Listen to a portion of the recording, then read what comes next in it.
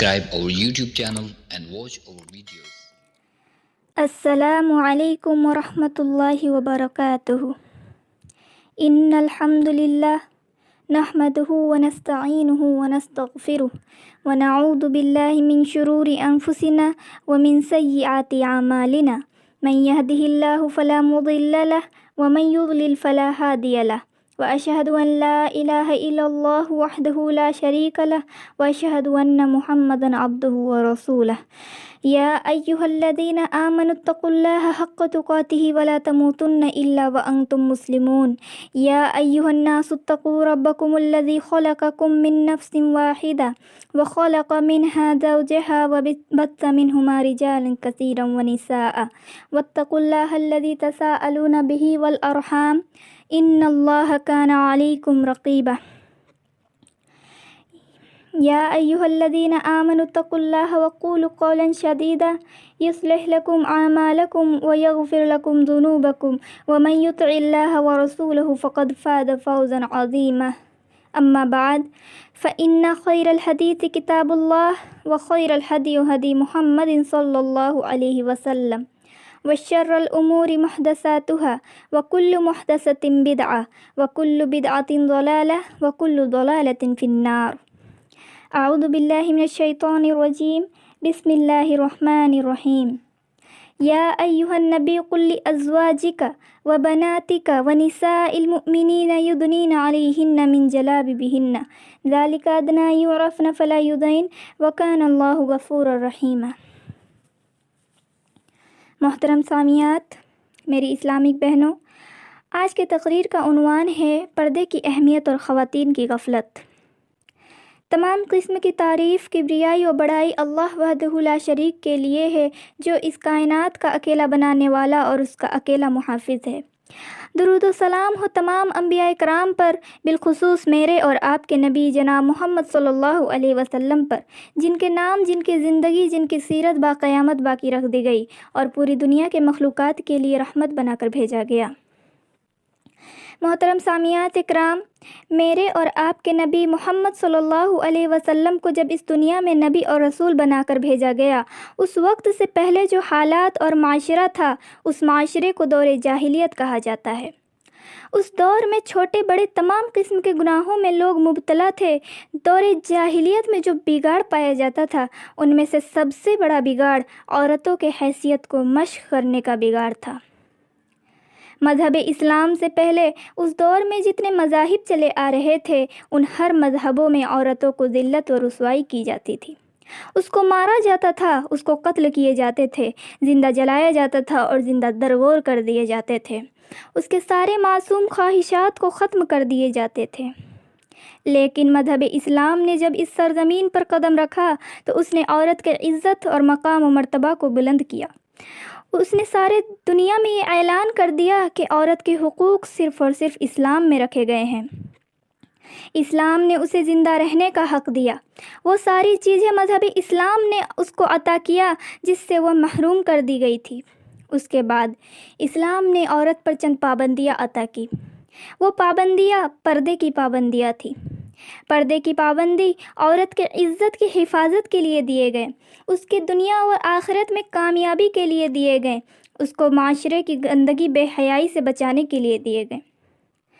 میری اسلامک بہنوں، آج ہم اور آپ جس معاشرے میں زندگی بسر کر رہے ہیں، اس کی حالت مجھ سے اور آپ سے چھپی ہوئی نہیں ہے۔ ایسا معلوم ہوتا ہے کہ وہ دور جاہلیت پھر سے واپس آ گیا ہے۔ آج ایک عورت کی عزت محفوظ نہیں ہے، چاہے وہ ایک بیٹی ہو یا ایک ماں ہو یا وہ بہن ہو، چاہے وہ دیگر کوئی بھی رشتہ دار کیوں نہ ہو، ان کے عزتوں کے ساتھ کھیلا جا رہا ہے۔ سوال یہ پیدا ہوتا ہے کہ ایسا کیوں ہو رہا ہے؟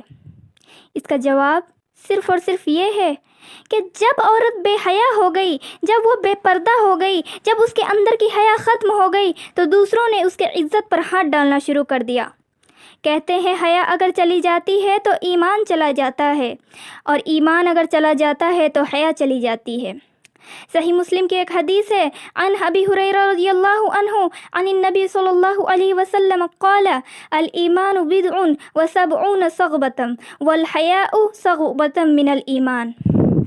ابو ہریرہ رضی اللہ عنہ سے روایت ہے کہ رسول صلی اللہ علیہ وسلم نے ارشاد فرمایا، ایمان کی 70 سے زیادہ شاخیں ہیں اور حیا ان ایمان میں سے ایک شاخ ہے۔ صحیح مسلم حدیث نمبر 35۔ اپنی عزتوں تک پہنچنے کا خود ہم نے انہیں موقع دیا۔ ذرا نظر ڈالیے اپنے ان لباسوں پر، کیسا چست اور باریک لباس پہن رکھا ہے۔ لباس پہنے ہوئے بھی ہم برہنہ نظر آ رہی ہیں، تو کیوں ایک اجنبی لڑکا ہمیں دیکھ کر لطف اندوز نہیں ہوگا؟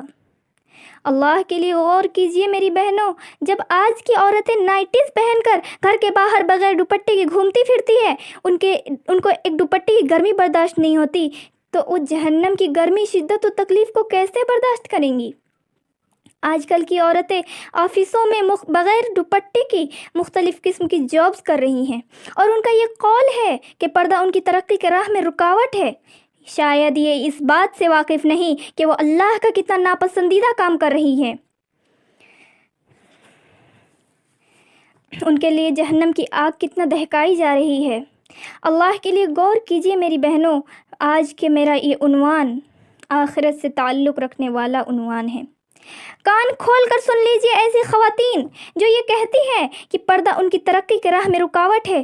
ان کے لیے اللہ تعالیٰ قرآن مجید میں ارشاد فرماتا ہے، سورہ تکاثر، سورہ نمبر 102، آیت نمبر 1 اور 2، الہاکم التکاثر حتی زرتم المقابر۔ لوگو، تم کو مال کی بہت سی طلب نے غافل کر دیا، یہاں تک کہ تم اپنے قبریں جا دیکھے۔ ذرا سوچئے میری بہنوں، ہم قبر میں کیا جواب دیں گے، اور کل قیامت کے دن اللہ کے سامنے کیا منہ دکھائیں گے؟ ہمارے معاشرے کی کئی ایسی عورتیں تو یہ بھی کہتی ہیں کہ پردہ تو صرف آنکھوں میں ہوتی ہے، پردہ تو صرف دلوں میں ہوتا ہے۔ میں پوچھنا چاہتی ہوں ایسی خواتین سے، کیا ان کی نگاہیں نبی کی بیویوں سے بھی زیادہ پاکیزہ ہو سکتی ہے؟ کیا ان کا دل نبی کی بیٹیوں سے بھی زیادہ پاکیزہ ہو سکتا ہے؟ نہیں ہو سکتا، ہرگز نہیں ہو سکتا۔ جب اللہ نے ارشاد فرمایا، یا ایھا النبی قل لازواجک وبناتک ونساء المؤمنین یدنین علیہن من جلابیبہن ذلک ادنی ان یعرفن فلا یؤذین وکان اللہ غفورا رحیما۔ اے نبی صلی اللہ علیہ وسلم، کہہ دیجئے اپنی بیویوں سے اور اپنی بیٹیوں سے اور تمام مومن عورتوں سے کہ وہ اپنے چہرے اور جسم پر پردہ ڈال لیا کریں، تاکہ وہ اس بات سے پہچان لی جائیں کہ وہ ایک باپردہ عورت ہے۔ نتیجہ یہ ہوگا کہ وہ ستائی نہیں جائیں گی، بے شک اللہ معاف کرنے والا بہت بڑا مہربان ہے۔ سورہ الاحزاب، آیت نمبر 59۔ جب امہات المومنین کو پردے کی حکم دی جا رہی ہے، تو آج ہم اور آپ پردے سے غافل کیوں ہیں؟ وہ امہات المومنین جن سے نبی کے بعد نکاح کرنا حرام قرار دیا گیا ہے، تو آج ہم اور آپ کون ہیں؟ ہمارے نبی صلی اللہ علیہ وسلم نے قرآن و شریعت کی طرف ہمیں بلایا، لیکن آج ہم نے ان کی محنتوں پر پانی پھیر کر سارے نصیحتوں کا جنازہ نکال دیا۔ عزیز سامعات، اپنی تقریر کو مکمل کرنے سے پہلے صرف ایک بات کہنا چاہوں گی کہ اپنے دل سے دنیا کی ڈر اور محبت نکال کر خالص اللہ کا ڈر اور محبت پیدا کیجیے، اور ایسا پردہ کیجیے جیسا کہ رحمان کو پسند ہے۔ آخر میں اللہ تعالیٰ سے دعا ہے، اللہ تعالیٰ ہم تمام مسلمان خواتین کو ہر قسم کی بے حیائی اور بے پردگی سے بچائے، اور ہمیں پردے کی اہمیت کو سمجھنے کی توفیق عطا فرمائے، اور ہمیں کہنے سننے سے زیادہ مکمل عمل کی توفیق عطا فرمائے، آمین یا رب العالمین۔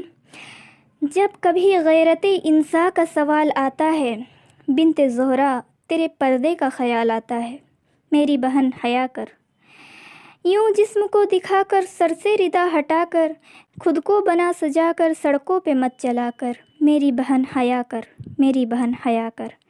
وآخر دعوانا ان الحمد للہ رب العالمین۔ السلام علیکم ورحمۃ اللہ وبرکاتہ۔